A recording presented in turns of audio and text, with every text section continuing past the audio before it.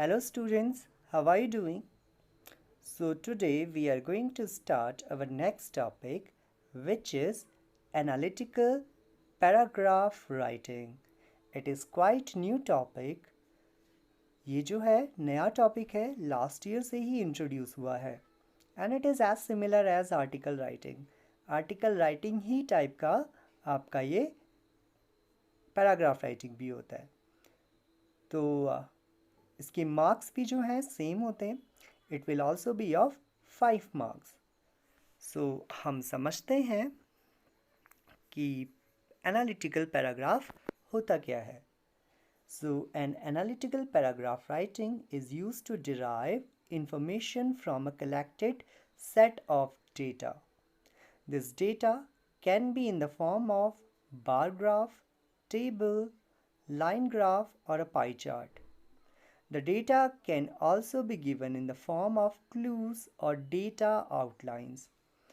This form of writing is used to interpret the facts presented in the given sources. A graph or a chart is a visual stimulus to depict the data. The purpose of analysis is basically to examine the whole part as a basis of clarification, interpretation, and discussion. The student is required to provide an analysis and comparison of the given facts, draw conclusions based on the given data, compile the given set of data, and frame it into a paragraph. However, remember not to include any additional information which has not been mentioned in the graph or a clue. So, analytical paragraph of writing क्या होता है? ये जो है आपके पास एक given set of data दिया होगा। ठीक, क्वेश्चन में आपको क्या देंगे? डेटा देंगे। वो ये जो डेटा है दैट कुड बी ग्राफ, वो ग्राफ हो सकता है, टेबल हो सकता है, लाइन ग्राफ हो सकता है, बार ग्राफ हो सकता है, पाई चार्ट हो सकता है। ठीक है, क्लूज हो सकते हैं। ठीक, डेटा आउटलाइन हो सकती है, कुछ भी हो सकता है। ठीक, आपके पास जो है एक डेटा है। अब उस डेटा को आपको एक्सप्लेन जब आप करते हो, आपको क्या करना है? उस डेटा को एक्सप्लेन करना है। और जब आप उसे एक्सप्लेन करके अपनी कॉपी में लिखोगे तो it will be analytical paragraph writing. तो इसका मेन काम क्या है कि जो हमारे पास डेटा होता है, जैसे फॉर एन एग्जांपल हमने सेंसस दी, जनसंख्या हुई हमारी कंट्री में। अब जनसंख्या तो क्या है? न्यूमेरिकल डेटा है ना, न्यूमेरिकल डेटा है वो। तो जब हम उसको एक्सप्लेन करेंगे, फॉर एन एग्जांपल पिथौरागढ़ की अगर हम बात करें, अगर यहाँ सेंसस होती है तो हमारे पास रिकॉर्ड आता है कि पिथौरागढ़ की जो सेंसस है, कुल जनसंख्या जो है 5 लाख है। 5 लाख लोग यहाँ रहते हैं। अब उस 5 लाख में से 3,500 मैन हैं, 3,50,000 आर मैन, और बाकी जो हैं औरतें हैं। ठीक, अब ये सारा डेटा लिख रखा है नंबर्स की फॉर्म में, और जब आप इसको एक्सप्लेन करोगे in the form of words, आप वर्ड्स की फॉर्म में लिखोगे this is the data of Pithoragarh, this is the data of census of Pithoragarh, and we get to know that there are 5 lakh citizens who are living in Pithoragarh.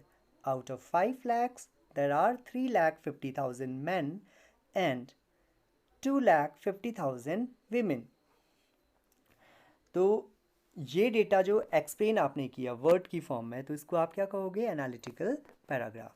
तो simple सी बात है, आपके पास जो numerical data है या फिर आपके पास जो ग्राफ या पाई चार्ट या फिर चार्ट की फॉर्म में जो डेटा है, उसको वर्ड्स की फॉर्म में लिखना इज एनालिटिकल पैराग्राफ राइटिंग।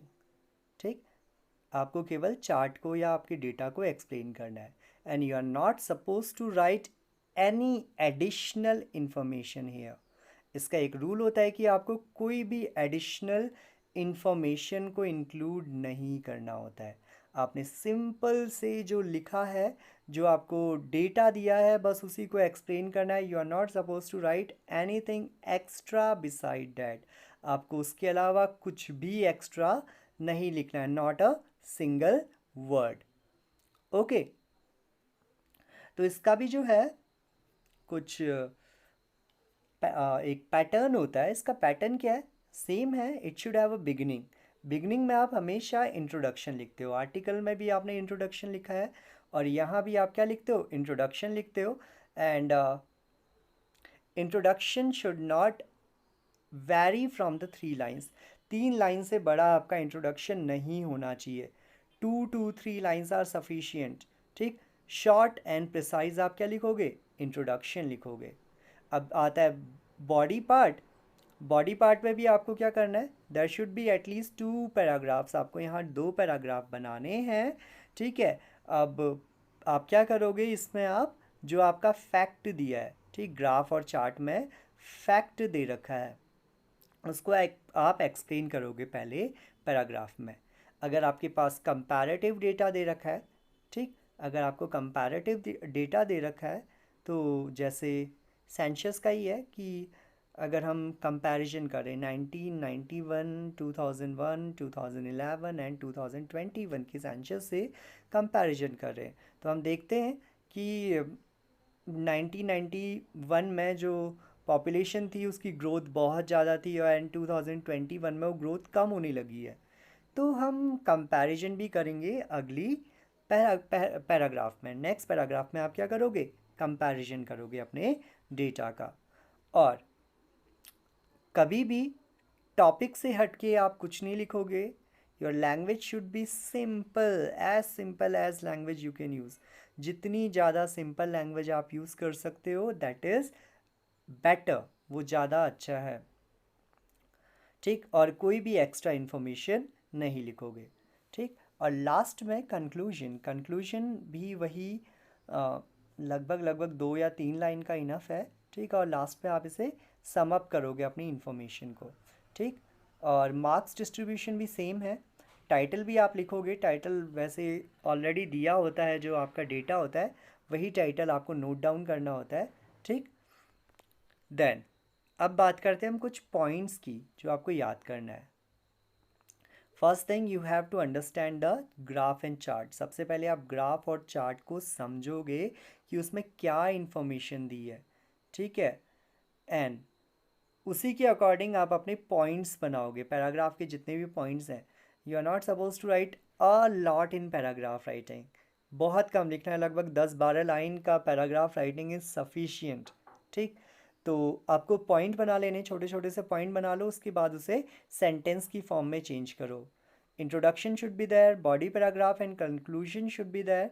ठीक है, एंड आपको जो है कोई भी फैक्ट यहाँ ऐड नहीं करने। जो आपको डेटा दिया है बस वही एक्सप्लेन करना है, कुछ भी एक्स्ट्रा नहीं लिखना है। You are not suppose to use your own creativity in it. Creativity use करने की ज़रूरत नहीं है। You have to focus on quality not quantity. Quantity मतलब कि बहुत सारे बच्चे तो दे थिंक दैट कि they are suppose to write long paragraphs, उनको बहुत बड़े बड़े पैराग्राफ्स लिखने हैं, so they are not suppose to write it. छोटा लिखो, अच्छा लिखो। And it should be clear, concise and unambiguous.